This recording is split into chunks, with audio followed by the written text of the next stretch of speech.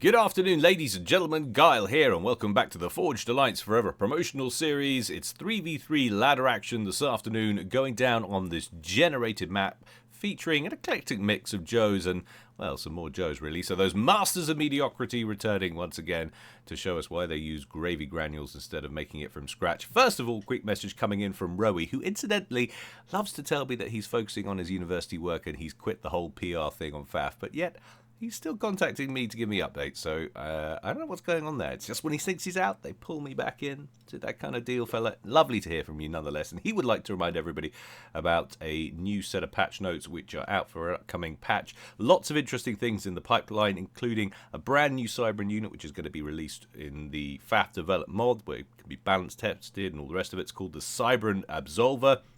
So do take a look at that. Link to the patch notes will be in the description below this video. All right, that's enough of that. Let's get on with today's game. This is going to be Team 1 up at the top left. This is going to be Team 2 down here in the bottom right, giving the players some time to make their introductions. I'm making the introductions, god damn it. To make their entrances while I make my introductions. That's what I meant to say. Anyway, starting over here at the top left-hand side of the screen, in the blue corner, we've got Zanduzwan. Actually, I should probably have put my glasses on for that. Nope, it's no clearer whatsoever. Zanduzan. There he is. Zanduzan, bless him, going Cybran, opening first land. Team member number 2, just over here in baby blue, we have Joker. There he is, going UEF, opening first land. And last but not least, for Team 1, sporting this season's fabulous Vivacious Violet, it's Balfron. There he is, going UEF, opening first land. Checking out Team 2 now, down here at the bottom right-hand side of the screen in burgundy red. First of all, it's IC, who has gone Seraphim, opening first land. Team member number 2, down here in Ferrari red, we have Carl, one and only solid Guilecast Patreon supporter. Thank you to him, and shout out going his way, even if he is sporting the treacherous Cybran today, going first land, second air. And last but not least, on the front line in Hallyborange orange, we have Fulgun. There he is, another Seraphim going first land. So 2 Seraphim and a Cybran there for Team 2. The scores, or the ratings I should say, of the players today. Remember, these are 3v3 ladder rankings. I know I say it every time on a ladder match, but it's important to remember, because it all depends how many games these guys have played on this particular format. It might not be an excellent referential point of their basic FAF talent. And with that in mind, there is one player who actually stands out if you look at their global ranking scores, and it is IC down here for Team 2, who is actually a very respectable 1700 or 1750, something like that. So a basic pro here, masquerading as a Joe, because he just probably hasn't played that much in 3v3, so not intentional. No kind of deliberate shenanigans going on, so don't worry about that. What has ye old Mapgen brought for us today? Well, that's the mass reclaim situation. You can see a decent chunk of mass poop down here on this raised plateau section, and then more sporadic dotterings and smatterings around all of the usual cliff edges and whatnot. The plateau down here is interesting. Can they actually get round here? I think they can. They are, of course, going to have to be some kind of amphibious, so little stompy underwater or floaty over the top of it. To the only scalable part of this plateau is this corner section over here. Otherwise, you're going to have to transport your troops directly and drop them off somewhere over here. Or, of course, I suppose you can march right up to it and do a distance build wherever you feel like it. But anyway, that's the situation in the bottom left-hand corner. The bottom right corner, what is it? Well, it's just sea all day by the looks of things, and it's not that close. Well, I suppose you could make an argument for seeing some utility there. If you manage to conquer the sea, you could park some missile cruisers or even a battleship over here and cause some damage. We have some mexes dotted there or thereabouts, but I don't think you're going to be able to... I don't know. Hard to say until I see some vessels get there, but I think you would be able to fend that off. I don't think the Navy will be able to reach too far in to absolutely cripple you. So is it going to be worth the investment? We will see what our players think as the game progresses. Speaking of investment, a reasonable early investment out here from Joker, who's sent a transport laden with 5 units of build capacity to spam up, well, for the now, at the moment, 4 units or 4 land factories right on the edge of the cliff. Not a bridge head, not a beach head, but a cliff head.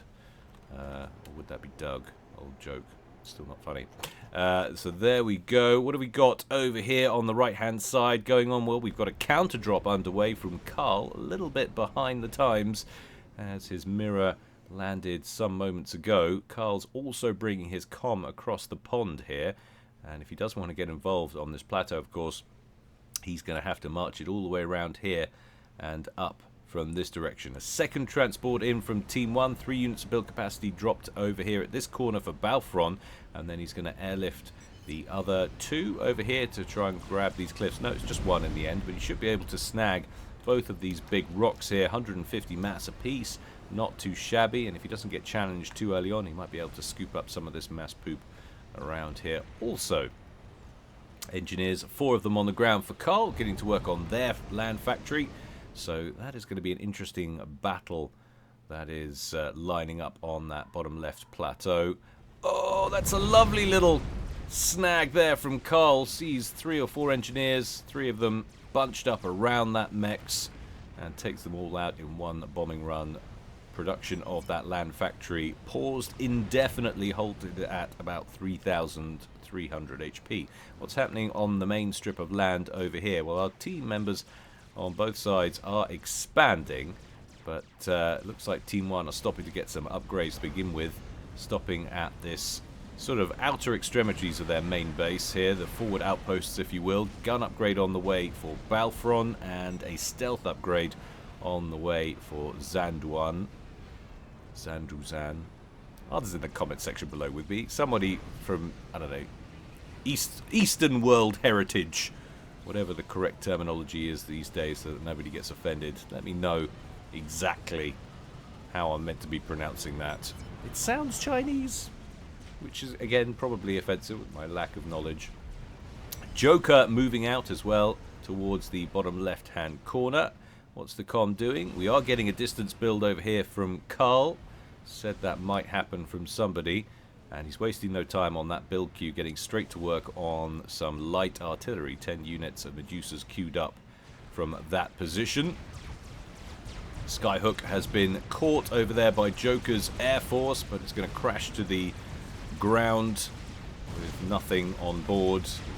Is that another group of engineers that were airlifted? Possibly. Maybe these are producing engineers. No, they seem to be all working on Mantis, so I think that was a second run of engineers that are being airlifted over here. I just want to have a quick look at the unit count. We've got 5 Mantis in play down there for Carl, and we've got 14 Strikers and 3 Lobos there already for Joker. And to make matters worse, we also have Balfron's managed to get another engineer in play. That might have been the one that was working on the reclaim down here that was just sent back up to finish up the factory. But either way, he has an operational factory there now, and he's starting to pump out Strikers. There is, of course, this extra factory down here working on Medusas. Carl going to get another one on the valley floor just next to the commander. Now, this is going to be an interesting choice for Joker. Is he going to bring this comm down to engage Carl, or is he going to assist his main teammates, or his teammates on the main strip of land up here, so that they can go 3v2 up against Team 2's Fulgums and Icy? Nano repair on the way for Balfron. That'll be gun upgrade and nano repair when that completes. Zanduzan with stealth and gun. Engineers moving in to set up a new set of land factories right up there on the front line. But we're getting some forward movement now from the strip players on Team 2. And even Carl moving his commander northwards from down here. Down on the plateau.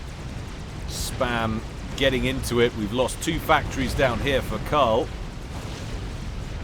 One little unit of point defense puts up a fight before getting destroyed by the Lobos. The Lobos were all taken out. Yet more Cybran factories queued up further to the south, however. Probably be started on once this tracer completes. There we go. Got another unit of PD over here.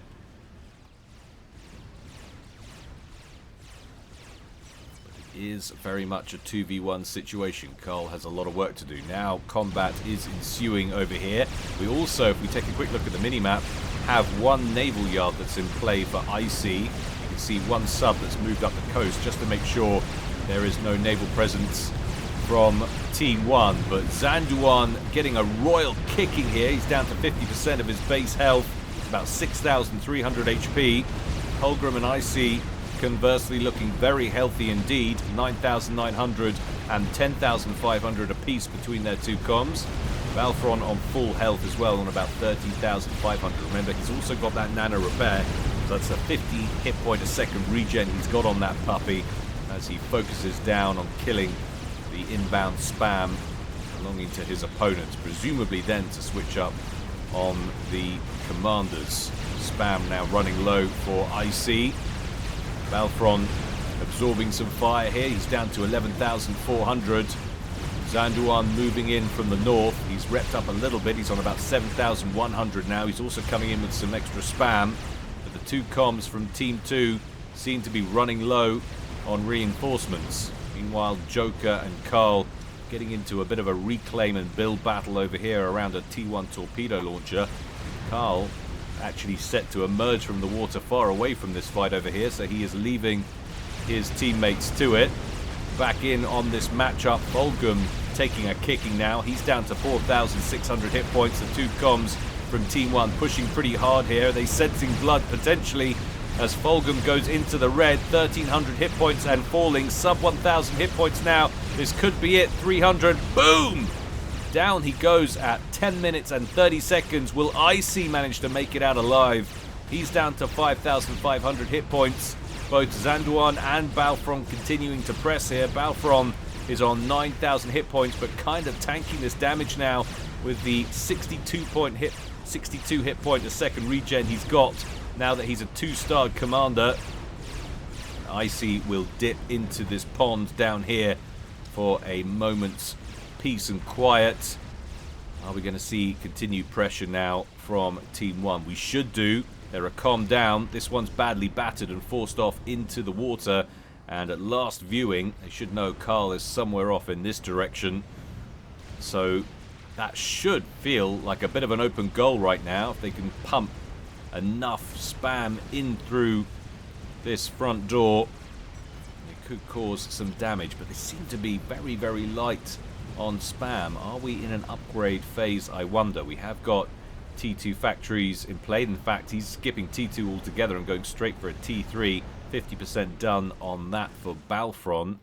Where are we? We've got the T2 in play, but currently not producing anything out of it at the moment for Zanduan.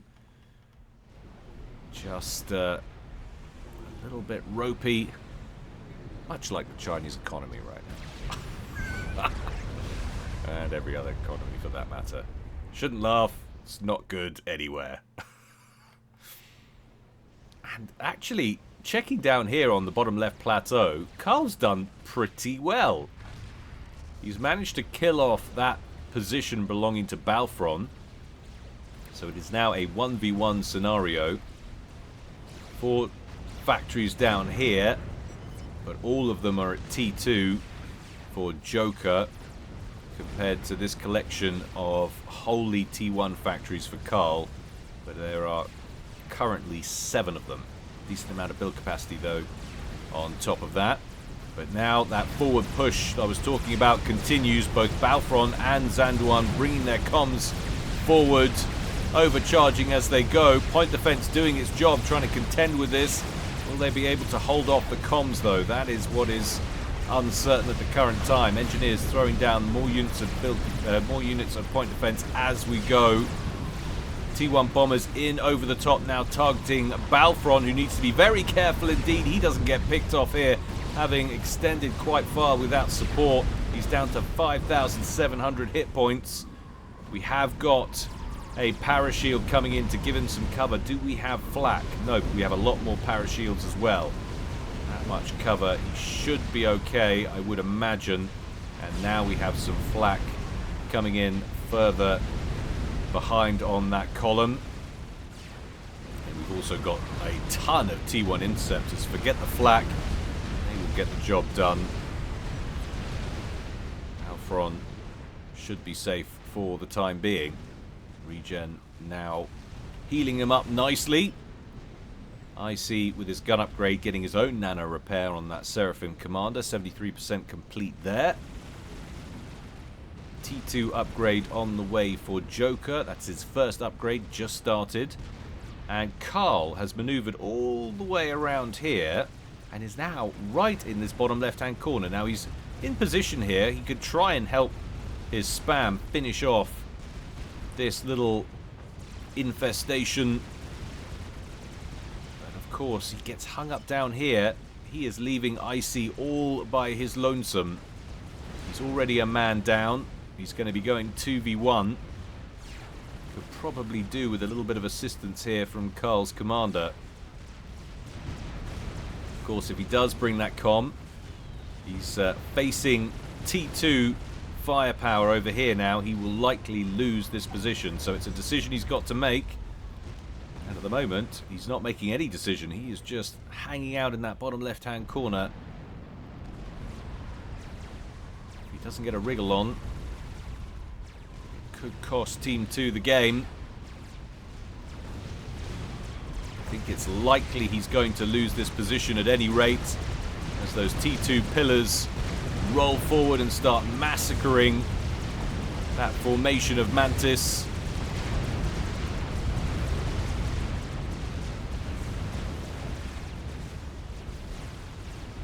T1 bombers out from Carl, and even a T2 gunship inbound from IC, so he's transitioned to T2 air. No expenditure available for T2 Navy. One naval yard's been taken out already. Taken out by what? I suppose it must have been some T1 ground span from Zanduan. Probably got some light artillery in play down here and bombarded it from the beach. But now we are losing land factories on the bottom left plateau for Carl. That will be a solid win for Joker. All T1, of course, very light on hit points at 2,750. Doesn't take long for those pillars, certainly that number of pillars, to chew through that. Bombers doing their level best to slow the destruction of those factories, but alas, it's no use. Balfron defending the skies as best he can with his T1 inties. 15 inties on the field for Balfron. Zanduan also pumping out fighters for Team 1. He's got about 7. We've got T2 air, as we've seen from IC. But nothing in the way of fighter coverage, and only a couple of interceptors on the field that I can see for Carl. Make that 3. So, Plateau has fallen to Team 1. Fulgham has fallen in a fight against Team 1. It's looking pretty good right now for Team 1, even though on Eco at the present time it is more or less neck and neck. They're only up about 1k, or maybe scratch that, probably about 500 mass overall. But territorially speaking, we've got 5, 6, 7, 8 mexes over here, which are probably going to be claimed in the next few minutes. Plenty of scope now for Team 1 to tech up and out-eco their opponents. They've also switched up nicely to mobile missile pressure. We've got Vipers and Flapjacks here, which can sit under this mobile shield coverage and just tickle away at these forward defenses belonging to Carl and IC. 18 minutes down. It has been a very, very fun-filled, full-on combat experience so far. And they're not going to hold back for too long. I thought we might see a little bit more softening up, but he's coming in for another attack here, or they are, I should say. Juan and Balfron trying their hand at taking out this forward fire base.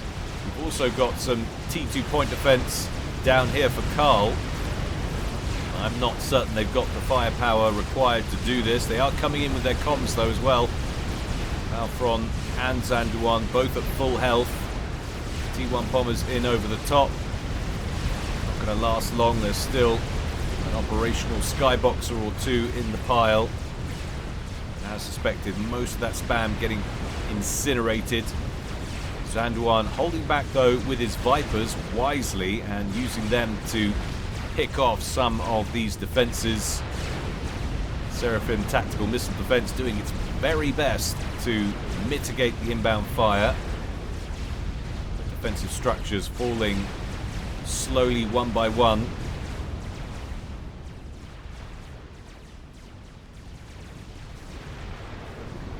T3 upgrade on the way for Joker, who's been in this pond for a very long time. Must have confidence in the seals around the head hatch. I always assume that's how they get into those ACUs. It's got to be in through the head.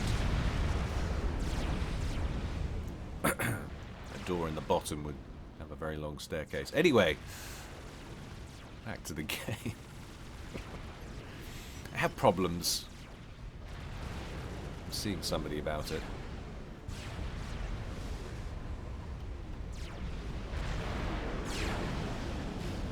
Last remaining T2PD on the front line for IC collapses under that inbound missile fire. This does not look good for Team 2, not even a little bit. IC forced to bring his comm into the fray. Ugh. And there are now Percivals on the front line also. A couple of blasts takes him down to 1200 HP. He has got nano repair. He's got 82 hit point a second regen. Very respectable indeed. Ultimately forced back under shield coverage. 20 minutes gone. Anything cooking in the backfield for our Team 2 players. Decent amount of build capacity down here. Carl seems very focused on eco infrastructure, building mass storage and T2 P-gens. Gun upgrade almost complete for Carl, who has of course brought his commander back from this position down here, and not before time. Things looking pretty dicey around the main base now, and that is all they've got left. Yes, they control the waterways, but there's nothing going on there, and to be honest, it's not like they can tech up, do anything until they re-establish some naval production facilities. But Carl brings his comm back out onto the beach, now that he's got that gun upgrade, and in comes some ground forces to help finish off this little band of riptides that were loitering above Carl as he sat in the pond there. But as suspected, Joker now in full command of that bottom left plateau. Is that assisting his eco at all? Somewhat. On 120... No, sorry, there he is. Joker. 138. Balfron on 83. Zanduan on 123. But they are now 40 mass clear of Team 2 in terms of mass production, with plenty more room to grow with all of the extra territory. They can bottle up Carl and IC for long enough, they might be able to break in here, grind them down with some attritional warfare over time, and out-eco them. And you can see that gap growing all the time now. 55 to 60 mass differential.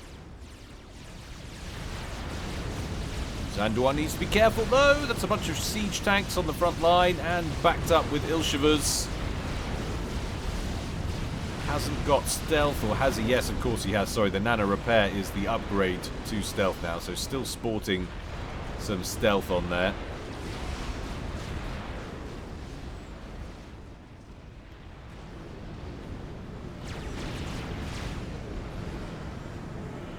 IC determined not to give up the fight, moves forward with a bunch of engineers, sets up a new shield, radar, and then what have we got here? Tactical missile defense, concerned about those Vipers. This would also concern me. Oh, plans scuppered. Look at that. T1 bombers in over the top from Balfron. Times it with a collapsing shield, I think, from some of this flapjack fire. Maybe one or two Percival rounds. Dropping it.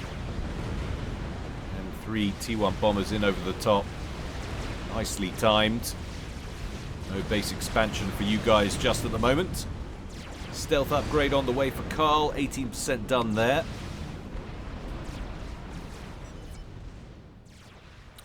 Balfron sent units to Zanduan. That's all of the upfront units now under his allies' control. So that presumably he can focus on other things, whatever those things may be. He is reclaiming some of his old air factory, at the back, trying to maximize his mass efficiency.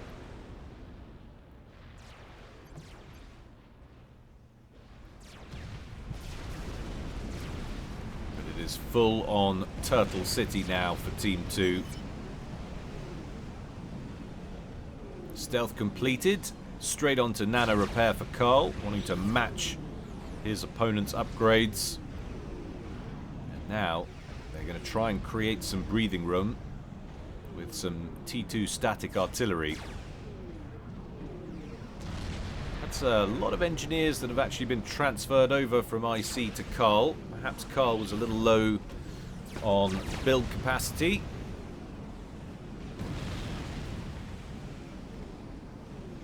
Of course, he's got himself some Seraphim T3 factories. Team 2 not doing too bad at trying to stay in this. They are, however, 80 odd mass behind.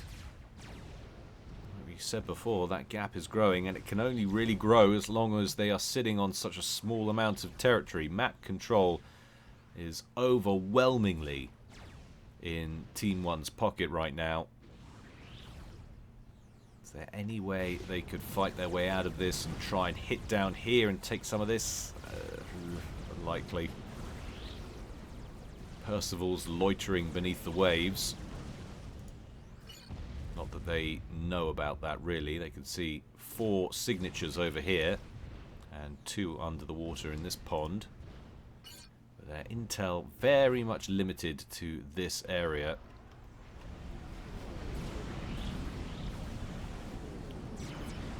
We've got going on. Give me mass, says Carl, who's working on an experimental. Is that going to be the key that is going to bust them out of this situation? 33,000 hit points out of 67,000 and climbing. Lots of mass being sent over from his teammates. Might have some success breaking out of there. We do have a pretty solid line of Percivals and some good quantity of shielding. And we do have a Monkey Lord under construction up here for Zanduan. No, I just know there's people at home cringing right now at my pronunciation. I want to say I care because it's the socially normal thing to say. I am many things, but socially normal, I have never been accused of that. How many units of artillery have we got down here now? Just the 2 for Carl. We do have some coming out of here for IC. That's the point defense. There we go. So 2 fibs. So we've got 4 artillery batteries in total, but their reach isn't huge. Which is why we're seeing Zanduan and Balfron just sitting at this position right at the edge of that artillery's range.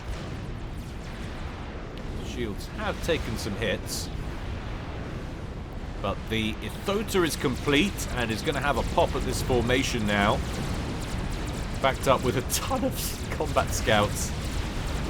Just there for some intel, I guess. Moves up, takes a few pot shots, and then promptly turns around, trying to draw some of this spam onto these defensive emplacements, I guess. It looks like Team 1 aren't buying it. Happy to skirmish back once again.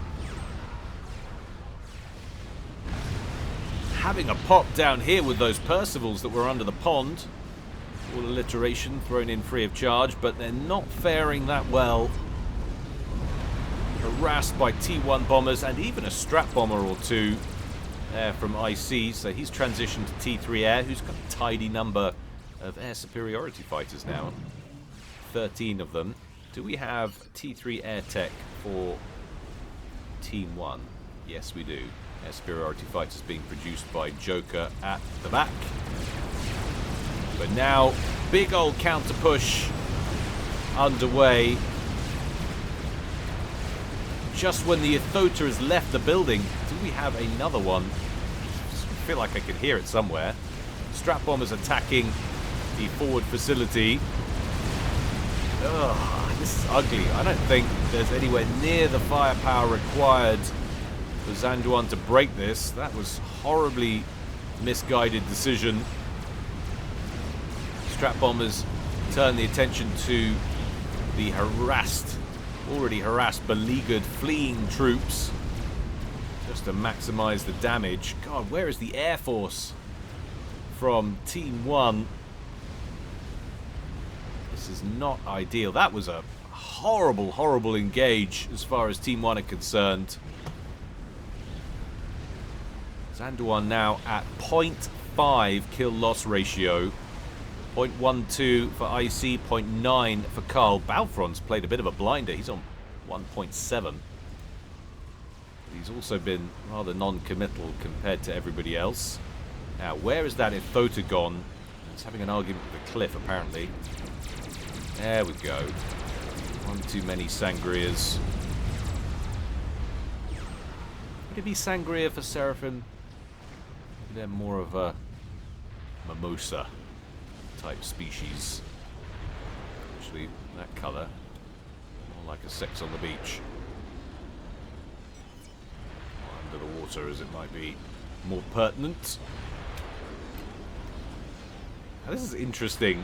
So the stomping causes no damage on units while they're underwater, because I'm sure if this was on land, that would be inflicting some damage. Soon to see if I've just made that up or not. It certainly does to buildings. Maybe it doesn't to Percivals. Maybe they're immune. One of their special talents is anti-stomp damage. Odoritas sewn into their armor.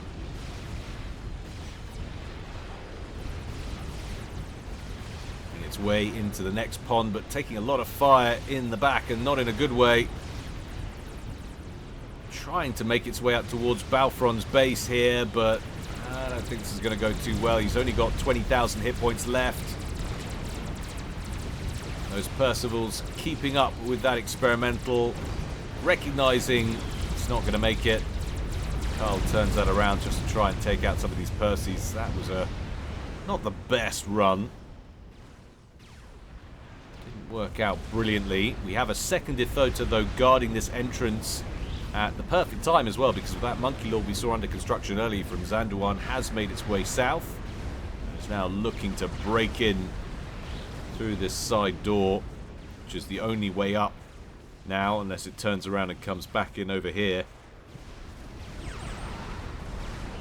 Carl wisely moving his commander further back and shadowing that movement with the Ithota.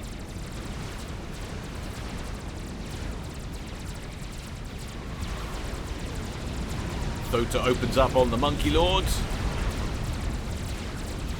And we all know how that's going to go. Monkey Lord massively outgunned by the superior and more expensive Ithota. Especially when you hit it in the side. Naval Yard, which really hasn't featured in this game at all, was taken out by a solitary brick. Now that is getting tickled to death by T1 torpedo launchers. Built by Austin and his merry band. victory! Some medals going out at civilian command.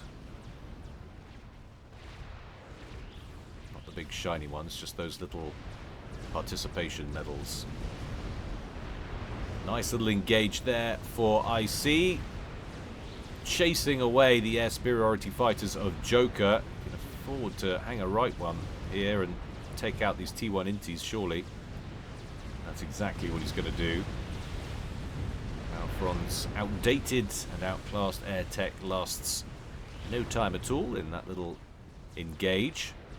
But what has lasted is this conflict over here, as you would expect on such an essential and narrow strip of land, running down here between the two sets of main bases. Oh, hello. Nuke launcher in a conspicuously forward placement as well. I guess that's where all of his build capacity was at the time. Got to build it sometimes where your engineers are. So standoff tactics now in effect, and we've also got Novak satellites under construction in the backfield for Joker. So both teams having a pop at some larger toys now. Do we have anything else hiding at the bottom right hand corner? I don't think so. Support commanders being airlifted somewhere. We've also got some strap bombers parked just in this position, although they're now taking fire from some T1 interceptors belonging to Zand1. So, is IC going to have a go at reclaiming some of this territory now with support commanders? It's a major resource at his fingertips.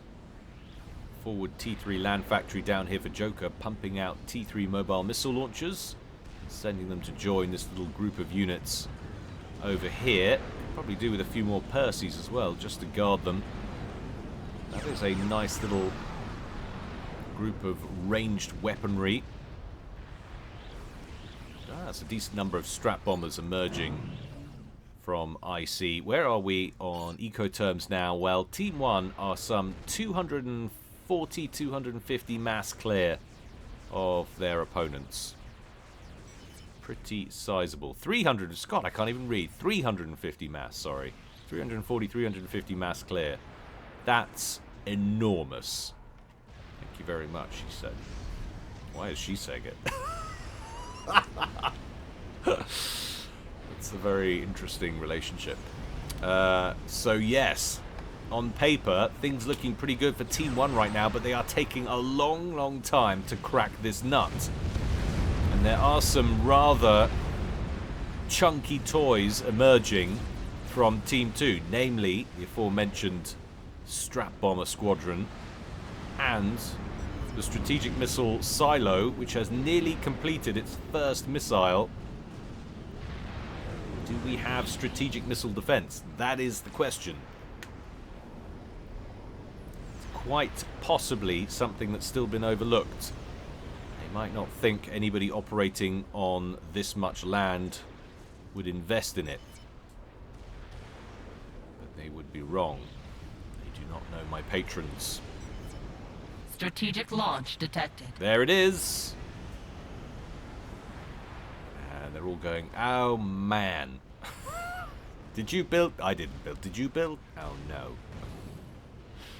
Missile inbound. Looks like it's coming for either Balfron or from Joker's main base. Joker taking no risks, getting his comm way out of dodge. Balfron ready to accept his fate if it's coming for him. He is working on strategic missile defense now.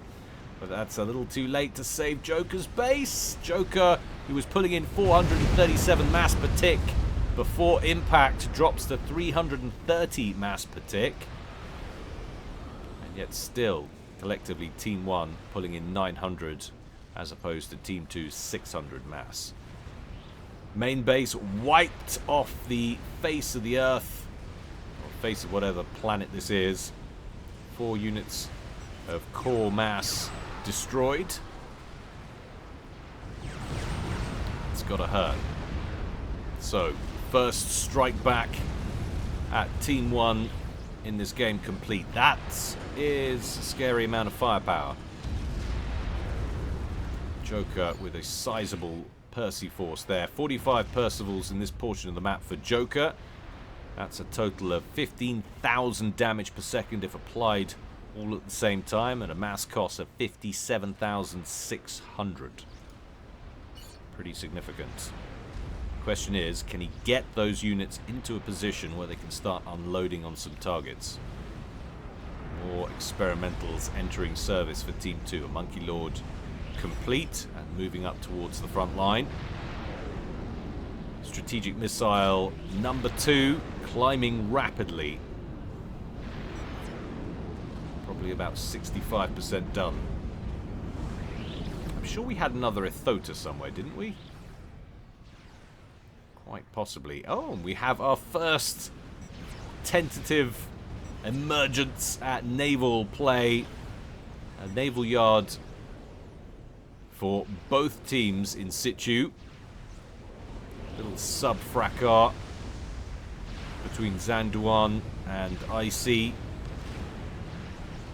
Surely wants to take out some of these cruisers if at all possible. Probably not going to be able to do so in time before that T1 naval yard gets taken out. Oh, one more missile. There it goes. So I think that second... Oh no, there it is. I was about to say, I think it must have been destroyed somewhere. Or maybe that it did, and that's a third one. It's only got one kill to its name. So much gubbins in here, sometimes it's hard to see. Especially with my old and decrepit eyesight. Nuke missile number 2 almost loaded in the chamber.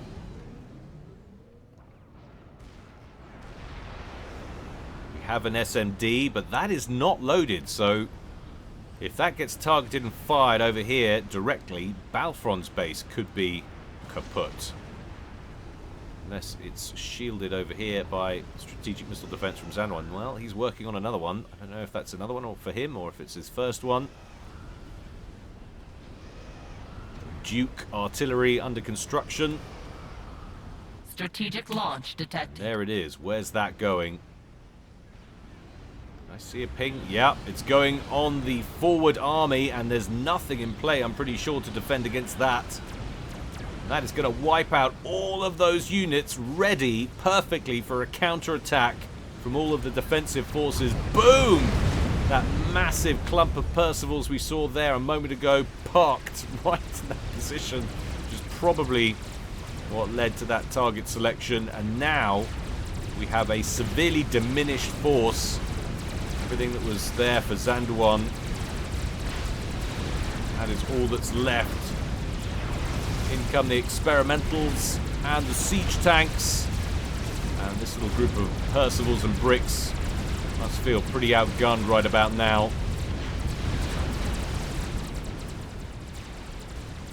Now looking very light on the ground for this counter-attack at 41 minutes. This would be quite the comeback. What's been going on down here in the meantime as well while they move up? That little group of support commanders have built 2 bases, and now they're pushing up on this position through the gap at the bottom of the screen. They took out the T3 land factory belonging to Joker. Oh man. This is going to be one very solid throw potentially. Is there anything that's going to be able to stop this assault now? All of Team 1's collected forces were in the front line at that position without nuke defense. I didn't see them building any nuke defense up front either. So they were completely unprepared. My wife is scoffing. I swear I saw something earlier as well. Guys, my wife is ready. I need to go. Wish I knew what time that was. That was just before the nuke. Is that what precipitated this attack? That makes him look very, very cool and under the thumb at the same time. Well done, sir. Well done indeed. What a wonderful maneuver this has been. Carl pushing straight up the middle now. Team 2 looking like they've been on the back foot throughout this game pretty much, or certainly for the second half of it, ever since they found themselves bottled up in their base. Joker and Balfron over here hastily trying to throw down Ravagers.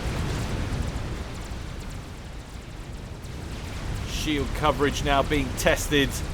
Those 3 experimentals still faring reasonably well. There is a megalith here flanking the forward Monkey Lords, but they've caught Joker. Balfron probably going to be next. Can't see a damn thing.